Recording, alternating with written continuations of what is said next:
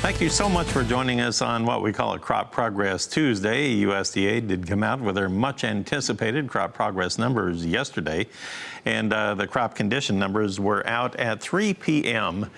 Central Time yesterday after the markets closed, and we have a rundown of the numbers, and we also have a special guest to talk about them. We have Rich Nelson on the line of Allendale Incorporated in McHenry, Illinois. And we had some, market reaction once the numbers came out last night, too. Rich, thanks for joining us. Appreciate it. Corn condition ratings on the good to excellent category went down a couple of points. Trade was looking for maybe steady to a point lower, I believe. And in the soybeans, we went down 4 percentage points yesterday in that report. And I believe the trade was looking for maybe a 1 or 2% decline. It looks like overnight the corn started out firmer, and the soybeans definitely started out firmer. The corn faded away, though, and the soybeans maintained some gains into this morning's trade. So decipher what's going on here.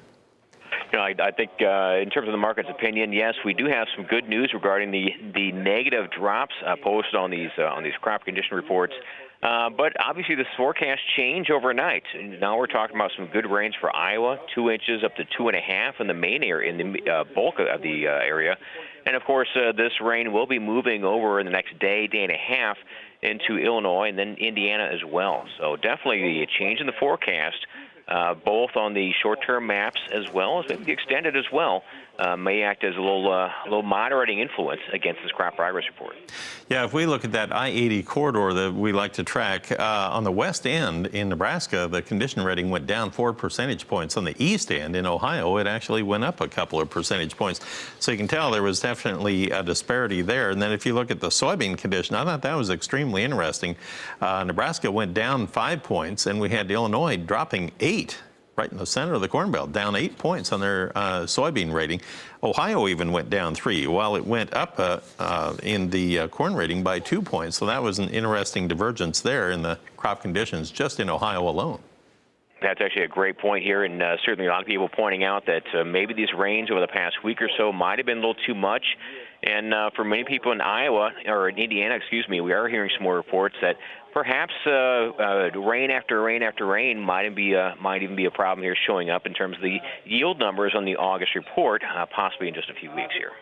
Lots of discussion that I'm hearing in parts of the central and eastern Corn Belt regarding some root issues, rot issues on the soybeans out there, maybe some fungal disease problems starting to crop up there. So we'll keep an eye on that.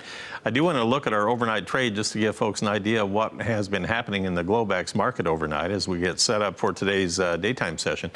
On the overnight trade, we had corn actually ending up with the last trade about 3 lower on September. December was down 2 3/4 at 388 after having a high of 397.5. Let's take a look at the soybean trade. Now, in the soybeans, here we still have gains on the August contract, 7 3/4 higher at 10.05 1/4. So we're back up above $10 on this yo-yo market here. The November 7.5 higher at 10.17.5.